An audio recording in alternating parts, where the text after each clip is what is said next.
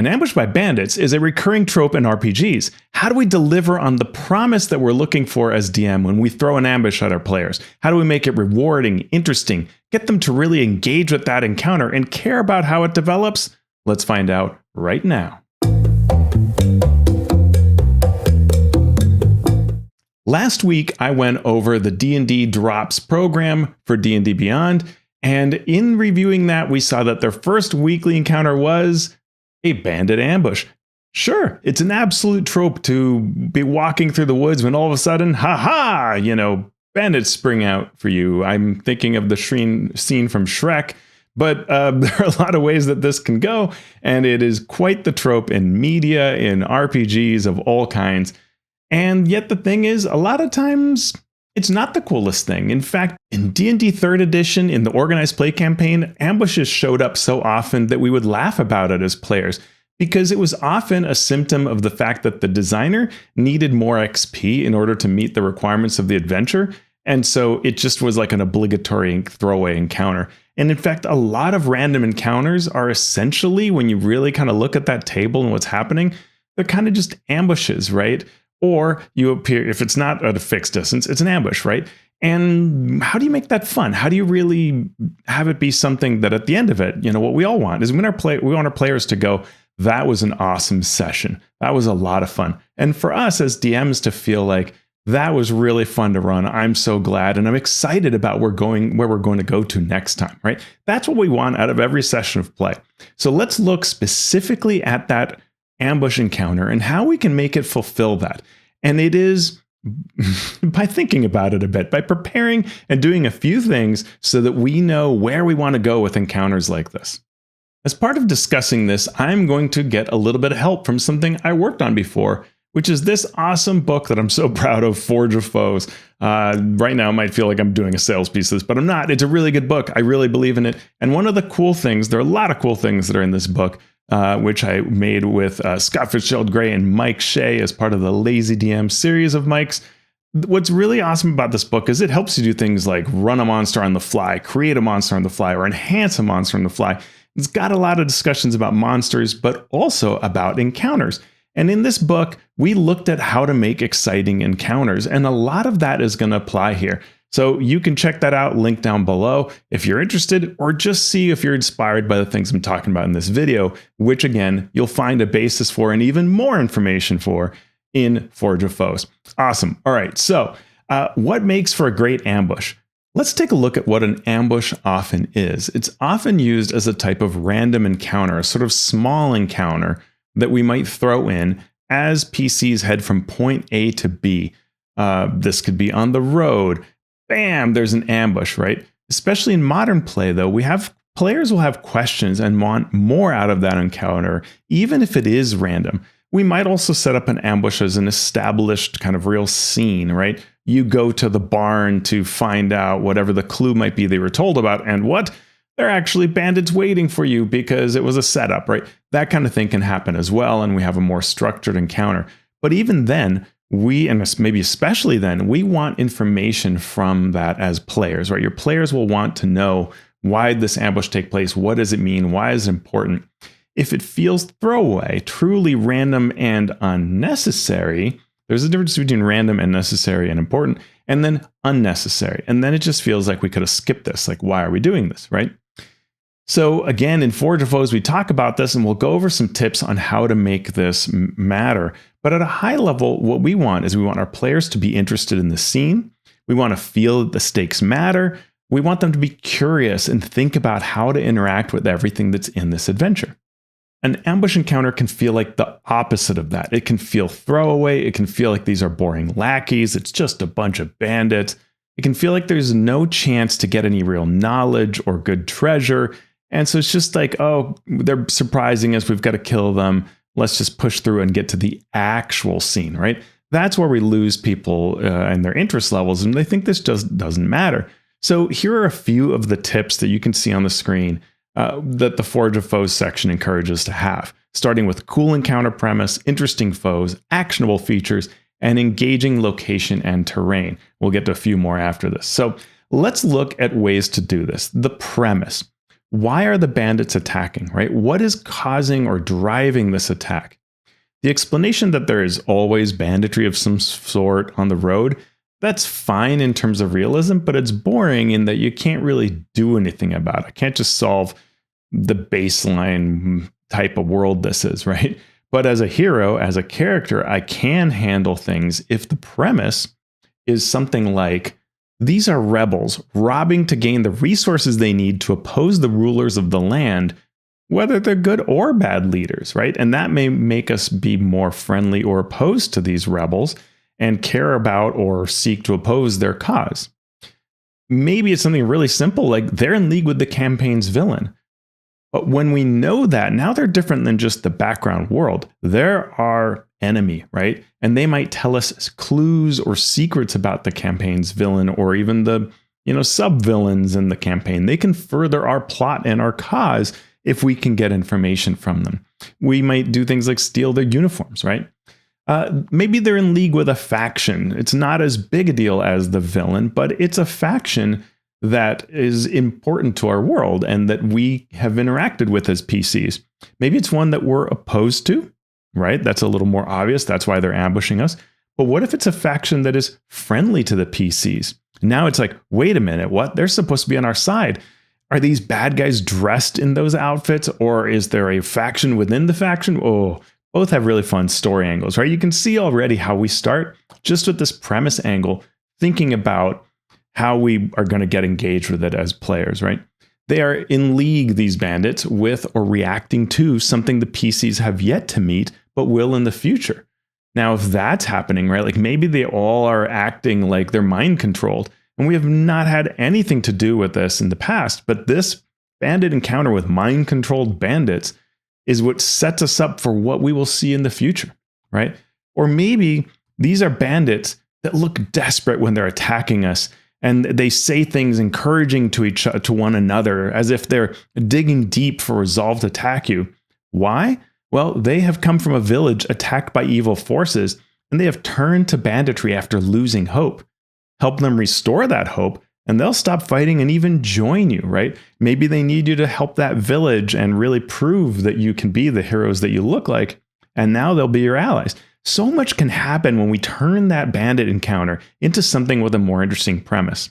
Coming up with a cool premise is no good if it's just inside of our DM brains. It has to come out and be a major factor that the players can interact with, at least get a taste of, a hint of, that they will want to engage with that angle, right? So just showing that idea of, like, for example, the bandits having a strange sense of resolve and determination, as if banditry isn't something they normally do, but they're somehow encouraging one another to do this. What do you do about that, right? Pushing that on the players to say, you're detecting this. What do you do? And maybe an insight should check to realize that some of them are barely holding it together. Like, this is not a thing they've done before, but they are tough in a fight. It's not that they aren't, but they are not used to doing this kind of activity. Well, that's interesting, right? Maybe they're ex-members of the militia, so that's why they have training, but banditry is certainly not something they wanted to do. We start awakening in the characters that interest, but only if we get it out of our DM brains and onto the game itself. I should also say, I say DM, but this doesn't have to be a D&D game, right? This ambush can be in any sort of RPG and any kind of setting. This could be, robots attacking, but the robots are part of an uprising, right? It could be any kind of genre, any kind of situation, and any kind of system. One more interesting premise that I'll throw out there is one where you, the players, have already in mind a goal, and the bandits are the means to that goal. Let's say you're looking for the bandit hideout where the bandit leader is located, and you get ambushed. The players are like, yes, we just got ambushed because we need to either defeat them and interrogate one, capture one of them alive, or we need to get them to rout and then follow one of them back to the location. And so that immediately, before we even roll the dice for initiative, they're like, oh, yes, I'm so engaged and interested in this ambush because I already want to get to a particular outcome. Very cool. So we've got our premise. Let's look at interesting foes. Even when we have just bandits, we can make them interesting in lots of different ways that the moment that encounter starts playing out, players become interested. It particularly helps if players will see the interesting thing either right up front or very early in the fight. Here are some examples. They fight with an unusual creature, like that ogre in that drawing. Like, that's pretty cool, right? Now we're a little worried about that particularly interesting creature. Maybe they radiate shadow or are touched by an element in a way that we know is something strange, or they clearly are mind controlled, right? Their eyes are rolled back in their head and it's like they move in a jerky way like puppets, right? That right there would make them really fascinating, even if their bodies are sort of just bandit bodies, right? Something about them begs a question. This can be so many different things, right? Let's say the first thing they do is they show up, rise out of their hiding spots and shout, "We fight for love." Can you imagine, right? Like your players are going to go like, "Wait, what?" Or they all wear tattered uniforms or have some sort of insignia on it that you've never seen before. What group were they part of? What is their history, right? Maybe they all fight literally with one arm tied behind their back, right? That's the kind of thing that you just go, wait a minute, I want to know more about this, right? And it's really fun as DM to see how that plays out, how your players will react to that reveal, right? And what kind of interactions they'll do. On the DM's Guild, you can find a supplement called Jungle Treks. I wrote it with Eric Mengi, and together we created a bunch of cool jungle-themed encounters. One that I wrote was called Ambush from Above. And this is really this kind of idea of interesting creatures and premise. So they are grung, the majority who are attacking, and they all speak grung like all grung do, and they don't speak common. But they all shout the same thing various times, like as a sort of rallying cry that is meant to make the players go, wait a minute, why are they saying that, right? And around their necks, they all wear a strange wooden symbol carved with an emblem of, is that a pig? And there is a cyclops with them too. So, this is meant to be fun and quirky, less about the battle being some optimum ambush or anything like that, and more about the options that you have as players, as the characters, and what you're going to do to figure this out, right? When they keep, importantly, like they're fighting and they clutch that symbol, like they're pulling energy from it. That is meant to be evocative, right? Engaging, to make you want to do that as a player. I'm not going to reveal the giveaway here in case you want to run that for friends or have your DM run it for you. But I hope you see that idea. Let's go on to the next one, engaging location and terrain. For a bandit ambush, it's hugely important to have interesting terrain, and it can be easy to mess this up because we might actually make it unfun. If we make it too optimal for the attackers to where it's frustrating, that won't be any good. Or if it only is advantageous to the enemy, that may be too much depending on the type of system. If you've played a lot of draw steel, it's really fun for players to do things like slam enemies into terrain. If it's set up in a way that really was only possible for the enemies, you're taking away some of that fun, right? So let's start with the story premise because we want it to always fit the story. And when I say story premise, I don't mean that we're not allowing for emerging story or anything like that, but just we've got that sort of shell of a concept, right? Is this an elite team? Is this their first ambush? Both can be super fun to play with, right? There's a Blade Runner has a great ambush where, sliding down from the sides of buildings are these ninja-like elite assassins, right? That's a lot of huge moment, right? The characters just like, oh no, we're in for it, right? And in fact, it is a really tough battle. But it's equally fun to have, a bunch of guys who are rappelling down a building and they're like falling or getting caught in knots. How do you respond to that, right? It can be really super fun too.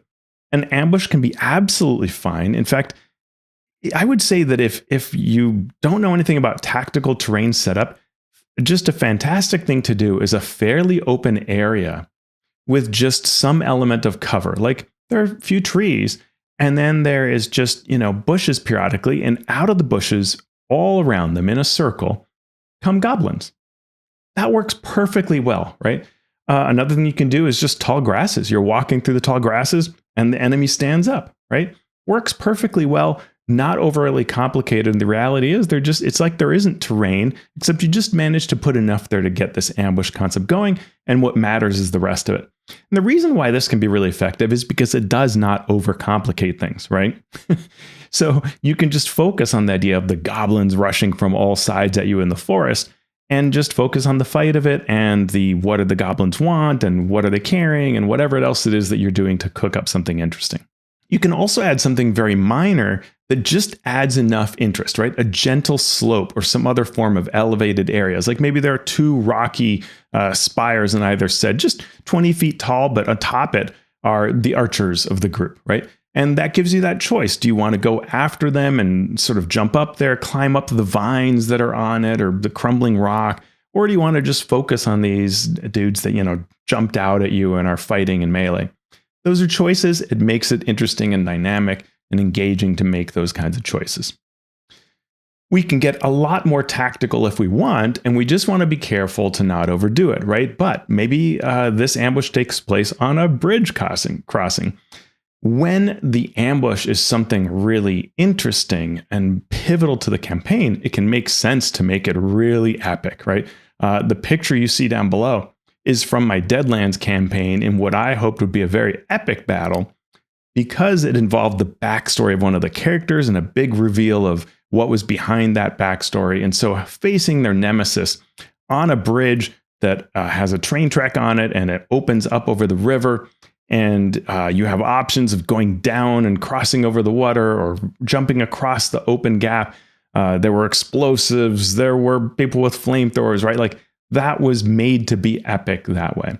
Another type of ambush that often happens is the idea of a ravine and the enemy is set up somehow up high in terrain that favors them. So you have to maybe make a check to get up there, right? That can be tough if you have to do that. You just want to think about time and the implications of gameplay of any of those things, but they can be really epic. We can also take things down and make it a little more interesting without being it where it obviously favors one side or the other. An ambush in ruins is really different than an ambush outside a cave bear den where nobody actually realized that's what it is, and the bear has been sleeping, and whichever side wakes it up, it hates the most. Right? That's a fun option. In Jungle Treks with this grung ambush I was telling you about, it's a fairly simple map. In fact, my daughter and I drew it together, which was really cool. And it's just sort of, trees on the ends, clearing in a sort of ravine on the center, but it's just a small slope that you can pretty easily climb. And what makes it fun is the grung are swinging on vines to attack you. It's meant to be kind of theatrical, interesting, even funny, and to offer you some choices of where you go when you fight, right? Do you just gotta focus on that Cyclops? Do you climb up up to get to the leaders of the grung, and all while maybe figuring out the premise of that fight? Oh, and I should say, for actionable features, this can be a fun part of terrain. There might be specific elements of the ambush that you can engage with, or not even of the ambush, but of the location itself, right? There might be an old, maybe this is in a mine shaft, and there's sort of old terrain, the sort of broken mine elements, and they're attacking from up top, but there's a ladder that you can move to get to the archers. Maybe there's a barrel that is over on a ridge and the bandits are right underneath it, so you could topple that barrel onto them. Maybe the goblins are putting together a cannon of some sort, some weird grappling hook-like firing device, but they weren't expecting you this soon, so they're rushing to assemble it. If they get it assembled, they will fire it at you, right? So you could prevent that. That's actionable. Maybe you can turn the tables on the enemy if you force them to cross the bridge and then break the device that's holding back water so that it floods their area, right? Lots of things we can think of, and we can deliberately create mechanisms by which the players will learn about this thing and use it to make it interesting. But in all of this, we want to make sure that our actionable features and our terrain aren't too busy and aren't making it overly complex, right? To where the players are just like, wait, what? I can't remember that thing. You want your players to always follow and understand things. If this is an ambush in the burning ruins and there is a cat trapped in the tower, that might be cool, but it might also be too much if also the ambushers have a weird emblem you're trying to figure out and they're trying to light a barrel of oil. We end up being all over the place, right? So always start from a simple premise, work out from that premise, and feel free to come back in if things are getting a little bit too much on the actionable features list. No surprise, players love rewards. They love benefits. They love treasure. An easy path to excitement is the unusual weapon that bandit leader carries or the armor they wear. That looks good. I want it. That alone can make the adventure or the encounter really interesting for a couple of players in the party, right? Maybe there is a chest of treasure that was the lure They brought the characters toward that location on the map, and then the ambush was sprung.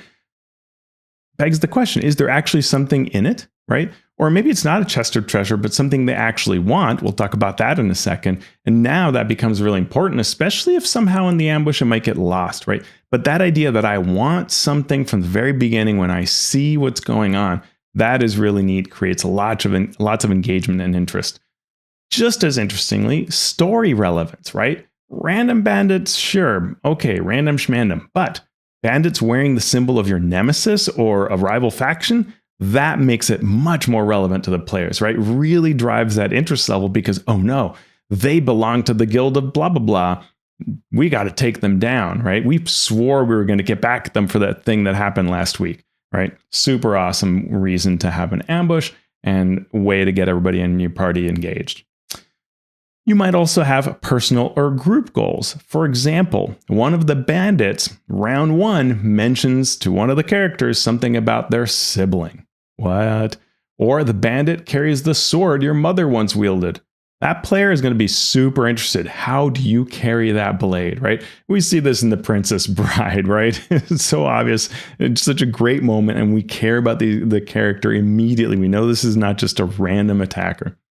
So many other possibilities, ways to tie into personal or group goals. Is this an ambush by the faction that hired you, right? You were hired to go to this town, and now that very group seems to be attacking you. We want to figure out what's going on, right? Not just beat them up. Is this ambush to stop you from doing something like taking supplies you badly want to take to this village that needs it? Now you know somebody is aware of the plan and trying to stop you. Super engaging, right? And you really care about making it through this. And maybe there's something like they're trying to, as in the Road to Broadhurst adventure for Draw Steel, you want to get these supplies to a town, and you're being ambushed by a group that's trying to steal those supplies. Super engaging. You immediately have this goal, prevent them from getting to this wagon and getting stuff out of it, right? Awesome. And along those lines, an advantage or opportunity that can come from this, like you need supplies for a village. This ambush seems to be set around what seem to be crates of food. So you go for them, the ambush is sprung, but you still want that food, right? That can be very motivating.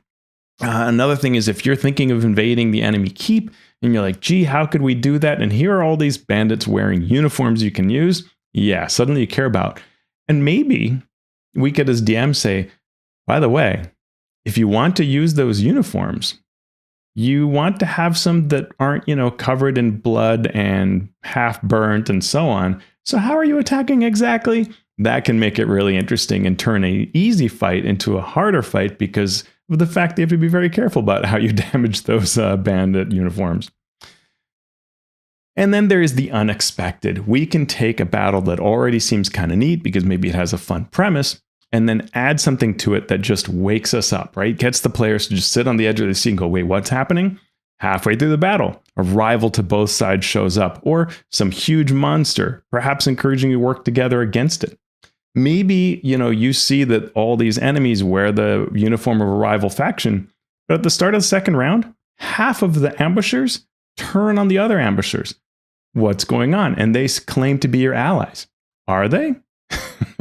That becomes interesting. I kind of now want to find out.